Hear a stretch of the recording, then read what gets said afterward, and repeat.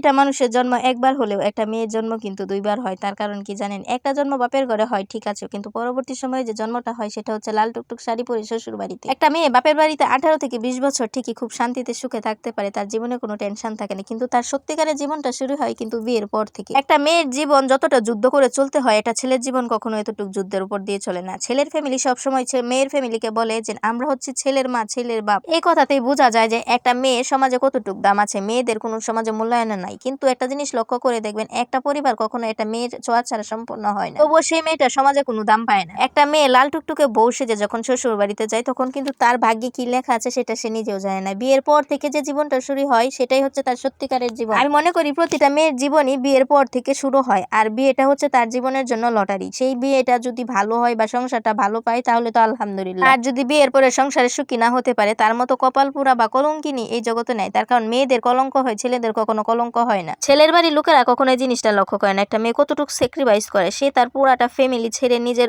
শৈশব ছেড়ে, এ to Z ছেড়ে চলে আসে শ্বশুর বাড়ি। আর সেই শ্বশুর বাড়ি এসে যদি অত্যাচার সহ্য করতে হয়, অশান্তিতে থাকতে হয়, তখন তার মন মানসিকতাটা কেমন? যদি এই জিনিসটা শ্বশুর বাড়ির মানুষেরা বুঝতো, তাহলে কখনোই এই বর্তমান সময়ে ডিভোর্স বা বিচ্ছেদটা থাকতো না। একটা কথা সবসময় মনে রাখবেন, এক হাতে কখনো তালি বাজে না। শুধুমাত্র মেয়ের দোষে কখনো সংসার ভাঙে না। হ্যাঁ, ব্যতিক্রমও হতে পারে, একটা মানুষের সমস্যা থাকতে পারে, একটা মেয়ে বলেন ছেলে বলেন, এক পক্ষ থেকে যদি সমস্যাটা থাকে তাহলে সেটা হচ্ছে ব্যতিক্রম, আর ব্যতিক্রম কখনো উদাহরণ হয় না। একটা মেয়ে চোখে কত স্বপ্ন নিয়ে শ্বশুর বাড়ি আসে, কিন্তু যখন এসে দেখে তার স্বপ্নের তিল পরিমাণ পূরণ হচ্ছে না, তখন তার মন মানসিকতাটা কেমন হয় আমরা কিন্তু তা ভেবে দেখি না কখন। একটা মেয়ের যখন ডিভোর্স হয়ে যায় বা সংসারে অশান্তি থাকে, নিজের ফ্যামিলিতে মানে বাবা মার কাছে আসলেও তখন সেটা বোঝা মনে হয়। সত্যিকার অর্থে কি জানেন, আমাদের বর্তমান সময়ে মেয়েদের কোনো মূল্যায়ন করে না, মেয়েদেরকে কোনো জায়গা দিচ্ছে না, মেয়েদের কোনো অধিকার পাচ্ছে না। যতই বলুক ছেলে মেয়ের সমান অধিকার, কিন্তু দিন শেষে দেখবেন বৈষম্য রয়ে গেছে। আপনি যদি আপনার মেয়ের ভালোটা চান, তাহলে কেন অন্যের মেয়ের ভালোটা চাবেন না? আপনার ছেলের বউ হয়ে যে এসেছে, সেও তো কারো না কারো মেয়ে, তাই না? আপনার মেয়েকে যদি অন্যের বাড়িতে দিয়ে সে আপনার মেয়ের সুখ খোঁজেন, তাহলে অন্যের মেয়েকে আপনার বাড়িতে নিয়ে এসে কেন তাকে সুখ দিচ্ছেন? আমরা সবাই হচ্ছে স্বার্থবাদী, সবসময় নিজের সুখটা খুঁজি, কিন্তু একটা মেয়ের জীবনে কত কিছু সাফার করতে হয় সেটা যদি আপনারা বুঝতেন, তাহলে এরকম করতেন না মেয়েদের সাথে। এখন অনেকে আমার এই ভিডিওতে কমেন্ট করবে, আপনি শুধু মেয়ের পক্ষ হয়ে কথা বলছেন। আপনি একটু খেয়াল করে দেখবেন ভাই, আপনার মা, আপনার বোন কতটুকু সম্মান পাচ্ছে নিজের বাড়িতে বা শ্বশুর বাড়িতে গিয়ে। মেয়েদের কিন্তু কোনো বাড়ি হয় না। আমি মনে করি প্রতিটা মেয়ের প্রতিষ্ঠিত হওয়া দরকার, নিজের একটা বাড়ি থাকা দরকার। বিয়ের আগে থাকে বাপের বাড়ি, বিয়ের পরে হয় জামাই বাড়ি, বাবা মা মারা গেলে হয় হচ্ছে যায় ভাইয়ের বাড়ি,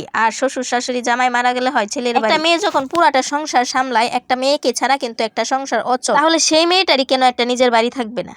আমি মনে করি প্রতিটা মেয়ের প্রতিষ্ঠিত হয়ে তারপরে অন্যের সংসারে যাওয়া উচিত। আমার কথাগুলো আপনারা কে কিভাবে নিতেছেন জানি না। বর্তমান যে সিচুয়েশন আমাদের সমাজের আশেপাশে একটু খেয়াল করে দেখবেন, প্রতিটা মেয়ে অবহেলিত। কয়জন মেয়ের বিয়ে হয়েছে বা সংসার সুখে আছে? যে কয়জন আছে ওরা হচ্ছে লাকি গার্ল। তার কারণ হচ্ছে বর্তমান সময়ে সুখটা হচ্ছে আকাশে চাঁদের মতো, যা ধরতে পাওয়া যায় না কিন্তু দূরেতে দেখা যায়। আজকে আমি শাড়ি কিনতে গেছিলাম, আজকে নাই ভিডিওটা আগেরই, কিন্তু এই শাড়ির ভিডিওটা করার সময় ভাবলাম যে মেয়েদের জীবন নিয়ে একটা কিছু বলি। মানুষ এই লাল শাড়ি পরে নিজের সংসারে যায় স্বপ্নগুলো সাজানোর জন্য, কিন্তু সেই স্বপ্নগুলোই ভেঙে যায়। যদি আমার ভিডিওগুলো আপনাদের কাছে ভালো লেগে থাকে, তাহলে অবশ্যই লাইক কমেন্ট শেয়ার করবেন বেশি বেশি করে। আর আমাকে নিয়ে সমালোচনা করেন বা আমার ভিডিও করা নিয়ে সমালোচনা করেন, প্লিজ ভাই আমাকে ব্লক করে দিবেন। দয়া করে আমার ভিডিওগুলো আপনারা দেখবেন না, কারণ আমি চাই না আমার ভিডিওগুলো দেখে আপনাদের মন মানসিকতা খারাপ হয়ে যাক। ভাই আপনারা দয়া করে ব্লক করে দিবেন। ভালো থাকবেন। আসসালামু আলাইকুম।